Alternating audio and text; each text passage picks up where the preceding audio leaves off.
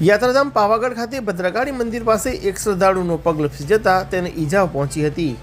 Ropeway કંપનીની rescue ટીમે તાત્કાલિક ઘટના સ્થળે પહોંચી ઈજાગ્રસ્ત શ્રદ્ધાળુને પ્રાથમિક સારવાર આપી હતી। ત્યારબાદ તેને વધુ સારવાર અર્થે હોસ્પિટલમાં ખસેડવામાં આવ્યો હતો। નવરાત્રિના પર્વને કારણે હાલ પાવાગઢમાં ભક્તોનો ભારે ધસારો જોવા મળી રહ્યો છે।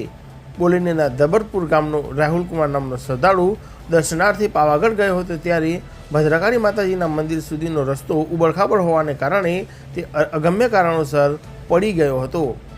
ત્યારે માચી સ્થિત રોપવે સ્ટેશનના મેનેજર યજ્ઞેશ જોશીને આ બાબતે જાણ થતાં તેઓ તાત્કાલિક રેસ્ક્યુ ટીમને ઘટના સ્થળે મોકલી હતી।